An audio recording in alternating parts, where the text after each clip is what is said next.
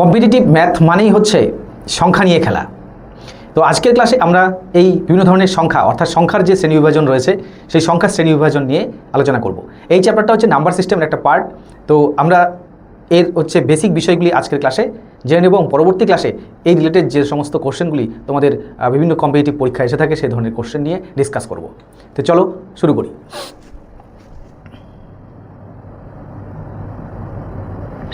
দেখো, বাস্তব সংখ্যা প্রথম হচ্ছে রিয়েল নাম্বার। রিয়েল নাম্বার কী কী হতে পারে? তো এটার হচ্ছে কমপ্লিট একটা হচ্ছে আমি শ্রেণী বিভাজন এখানে দিয়েছি, কমপ্লিট ক্লাসিফিকেশন। সেটা হচ্ছে বাস্তব সংখ্যা হচ্ছে বিশেষ করে মূলদ সংখ্যা এবং অমূলদ সংখ্যা নিয়ে গঠিত হয়। আবার মূলদ সংখ্যা কি পূর্ণ সংখ্যা, ভগ্নাংশ এবং পূর্ণ সংখ্যার মধ্যে ঋণাত্মক সংখ্যা, শূন্য রয়েছে, ধনাত্মক সংখ্যা রয়েছে, স্বাভাবিক সংখ্যা রয়েছে। এই যে প্রত্যেকটা সংখ্যা এই শ্রেণী বিভাজন বা কোনটাকে কি বলা হয়, অর্থাৎ কাকে মূলদ সংখ্যা বলবো, কাকে অমূলদ সংখ্যা বলবো, এই সম্পর্কে হচ্ছে আজকে ডিসকাস করব। পাশাপাশি হচ্ছে মৌলিক সংখ্যা কি, যৌগিক সংখ্যা কি, তোমাদের prime number, composite number, prime number, even number, odd number, জোড় বিজোড়, সহমৌলিক, এই সমস্ত নিয়ে আজকের ক্লাসে আলোচনা করব। দেখো, এটা আমি অনেকটা নোট ভিত্তিক রেখেছি তোমাদের এই পিডিএফটাকে, যাতে তোমাদের পরবর্তী সময়ে পিডিএফটা যখন তোমরা দেখে হচ্ছে তোমাদের যেহেতু কিছু কিছু জিনিস তোমাদের মনে রাখতে হবে, পড়তে সুবিধা হবে, রিভিশন দিতে সুবিধা হবে। তো যদি তোমরা এটার পিডিএফ পেতে চাও তাহলে তোমাদের আমি ডেসক্রিপশন বক্সে এবং হচ্ছে পিন কমেন্টে তোমাদের টেলিগ্রাম গ্রুপের লিঙ্ক দিয়ে দেবো এবং তোমরা টেলিগ্রাম গ্রুপে জয়েন হয়ে এটার হচ্ছে পিডিএফ সেখান থেকে ডাউনলোড করে নিও। তো চলো দেখি, ফার্স্ট হচ্ছে বাস্তব সংখ্যা। তাহলে বাস্তব সংখ্যা কী নিয়ে গঠিত হয়? বাস্তব সংখ্যা হচ্ছে মূলদ সংখ্যা এবং হচ্ছে অমূলদ সংখ্যা নিয়ে গঠিত হয়। বাস্তব সংখ্যার মধ্যে কী থাকবে? মূলদ থাকবে এবং হচ্ছে অমূলদ থাকবে। একটু আগে দেখলাম যে এর মধ্যে মূলদ সংখ্যা, অমূলদ সংখ্যা সব নিয়ে হচ্ছে রেশনাল নাম্বার, মূলদ এবং হচ্ছে অমূলদ সংখ্যা সম্পর্কে জেনে সব নিয়ে হচ্ছে তোমাদের বাস্তব সংখ্যা। তাহলে বাস্তব সংখ্যা এই নাম্বার লাইনে অর্থাৎ গ্রাফে কোথায় থাকে? আমাদের এই জিরো হচ্ছে কি মাঝখানে অবস্থান করে, জিরোর বাদিকে এগুলো কি নেগেটিভ হয়ে থাকে, আর এই পাশে সব মান কি পজিটিভ হয়ে থাকে। যেমন হচ্ছে তোমাদের এখানে √2, 2, 1, 2, √2, তারপর হচ্ছে তোমাদের ইউলার নাম্বার, যেমন এটা হচ্ছে অ্যাপ্রক্সিমেট একটা ভ্যালু 2.72, এই মানটাও পরীক্ষা সময় থাকে প্রায় পাই। এই যে এগুলি হচ্ছে প্রত্যেকটা কি সব মিলেই 1, 2 প্লাস মাইনাস যা কিছু আছে সব কিছু মিলে হচ্ছে যা কিছু নাম্বারের মধ্যে রয়েছে সব হচ্ছে কি রিয়াল নাম্বার।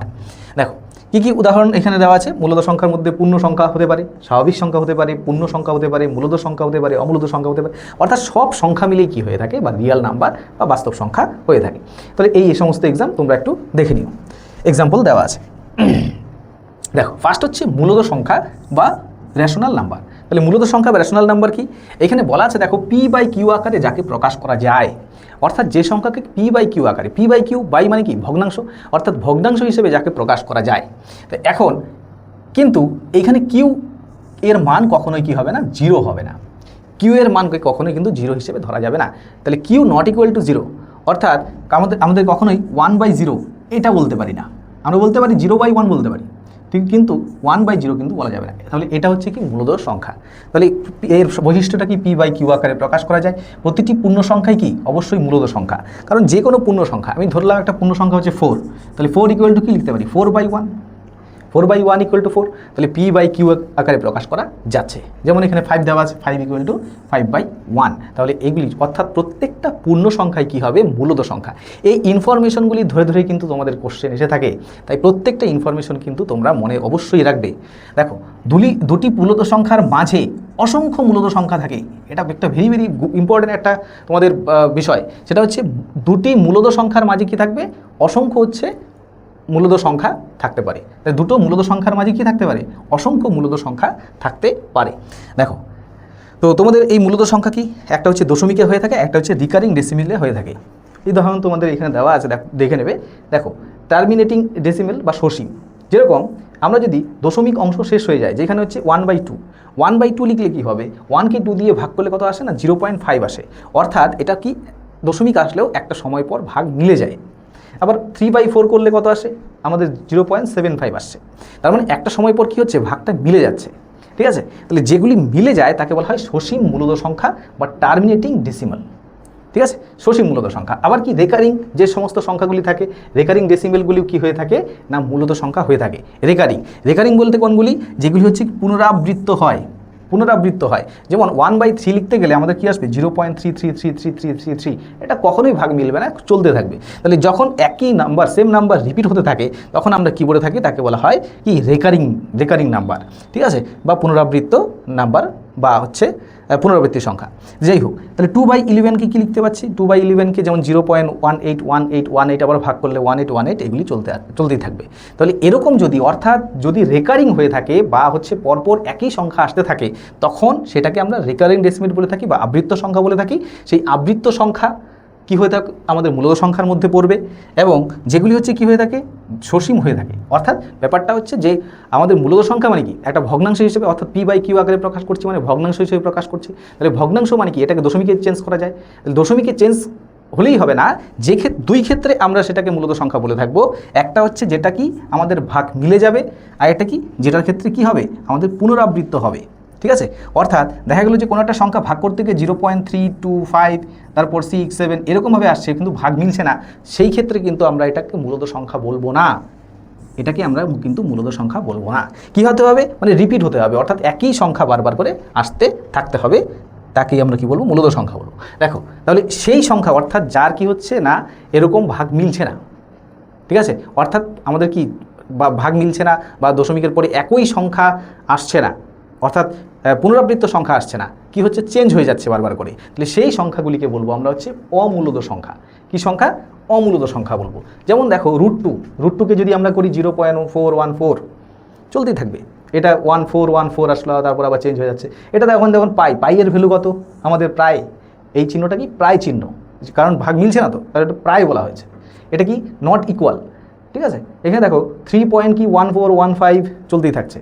আবার কি √3 ক্ষেত্রে 1.732, এটা চেঞ্জ চলতেই থাকবে। এটা দেখো সেম নাম্বার কিন্তু আসছে না, দশমিকের পরে সেম নাম্বার কিন্তু আসছে না, অর্থাৎ রিপিট হচ্ছে না। আবার দেখো √5 বললেও তাই, √7 বললেও তাই। তাহলে অর্থাৎ এটা কি ডেসিমেলে প্রকাশ করলে, অর্থাৎ √2কে যদি আমরা ডেসিমেলে প্রকাশ করি, অর্থাৎ √2কে যদি নেই, দেখো কি পাচ্ছি? 1.41421356। দেখো তোমাদের এই মানগুলি কিন্তু একটু মনে রাখার চেষ্টা করবে। তো √2 মানে কি? 1.14, অন্তপক্ষে 41।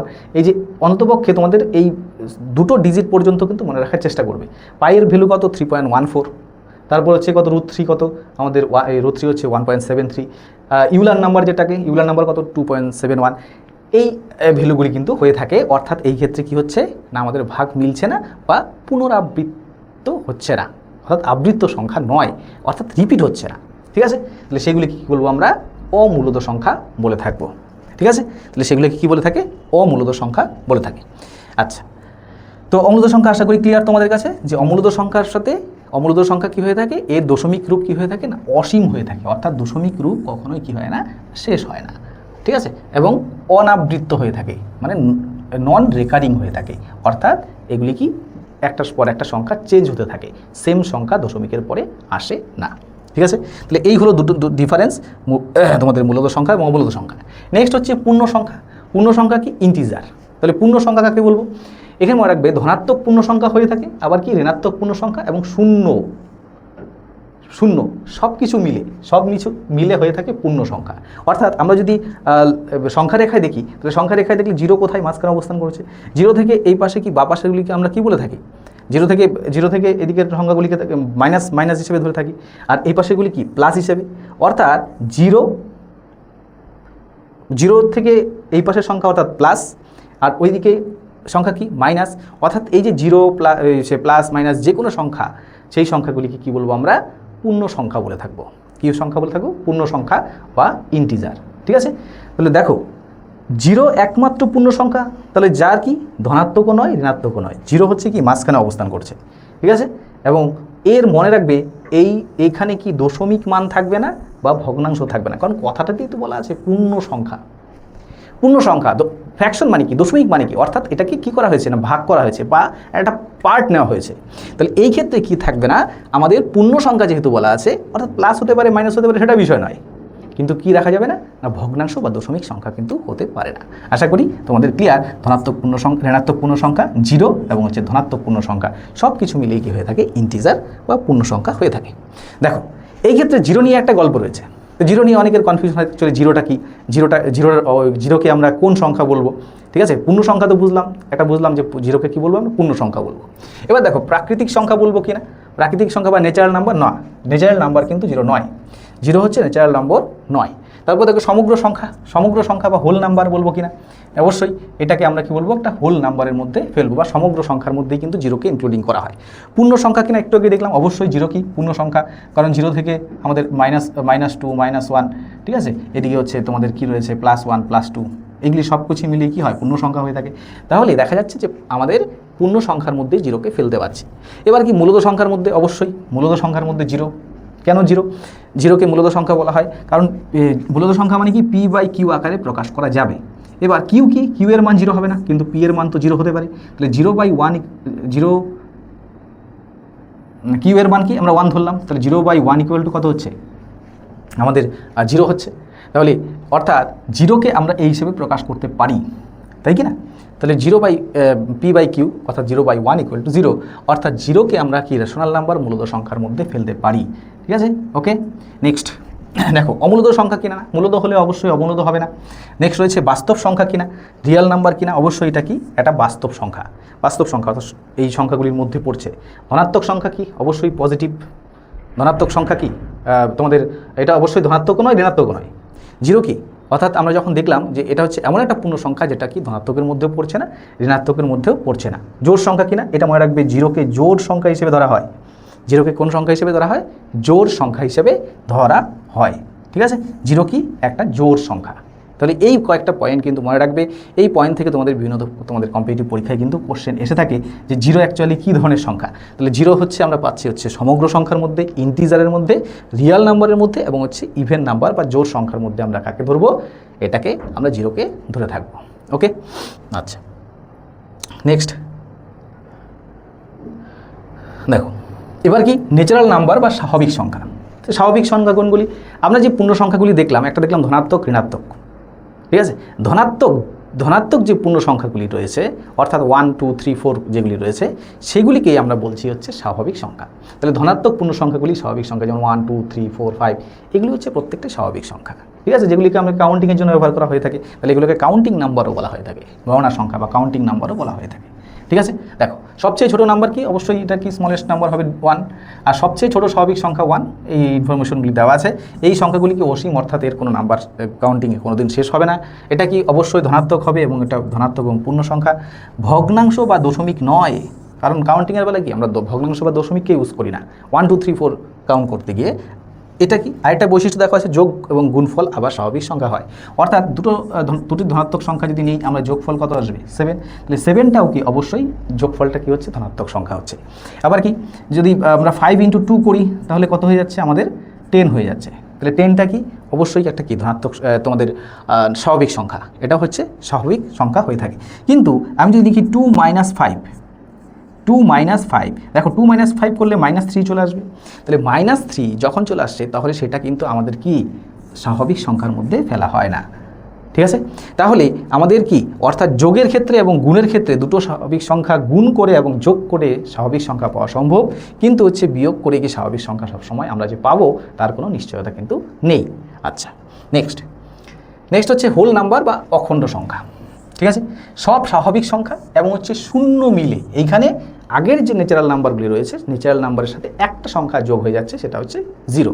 অর্থাৎ আমরা যখন ন্যাচারাল নাম্বার লিখব, ন্যাচারাল নাম্বার লিখলে আমরা কত থেকে শুরু করব, 1 2 3 4 করে শুরু করব।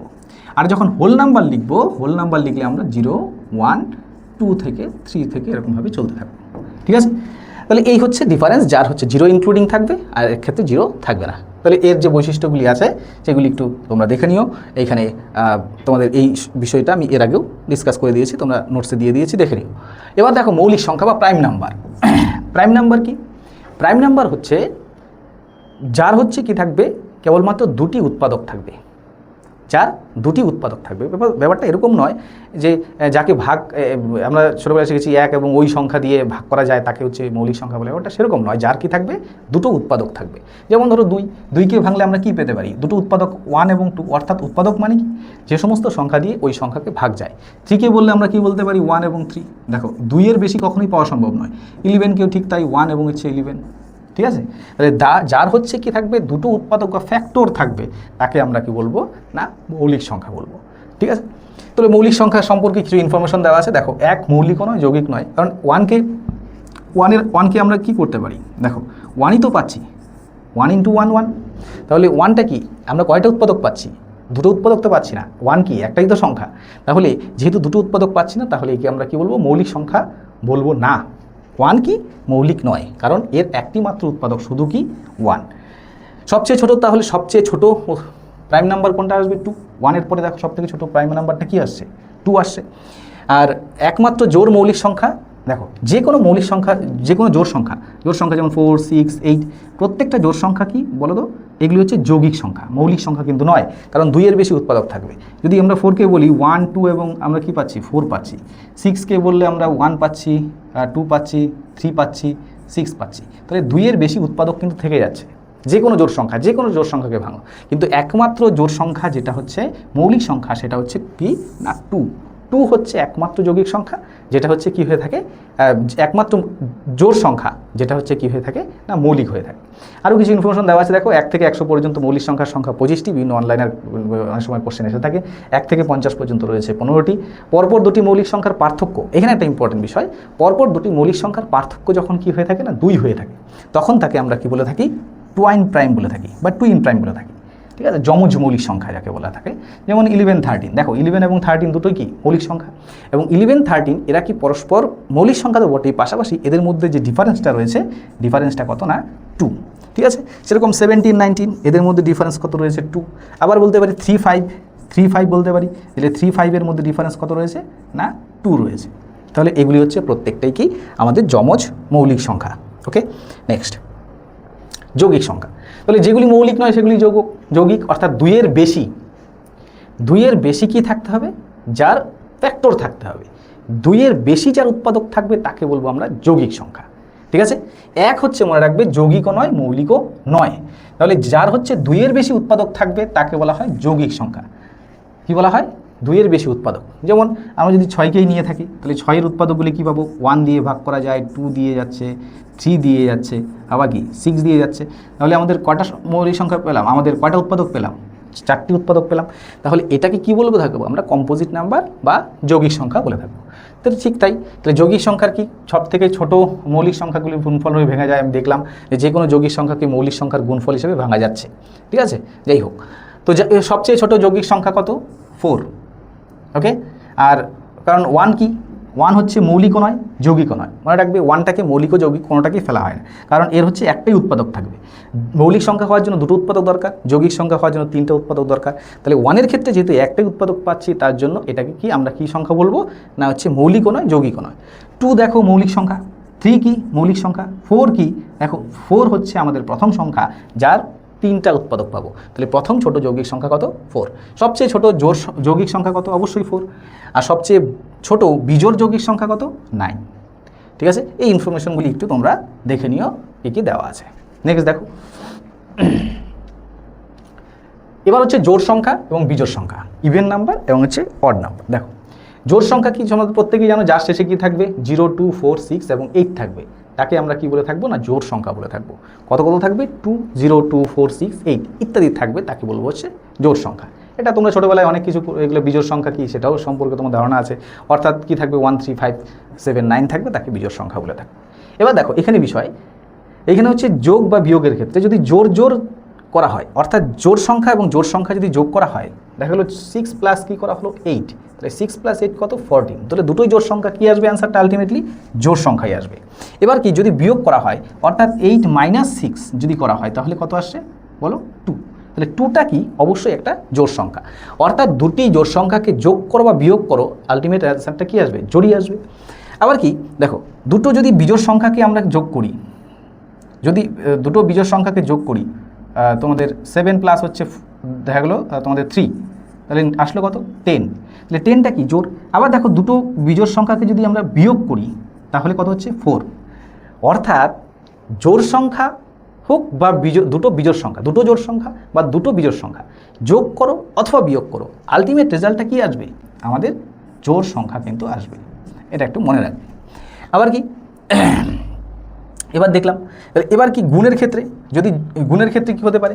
অর্থাৎ আমরা যদি দুটো জোড় সংখ্যাকে গুণ করি, যেমন 6 এবং 8কে গুণ করলে 48 আসলো, তাহলে জোড় সংখ্যা।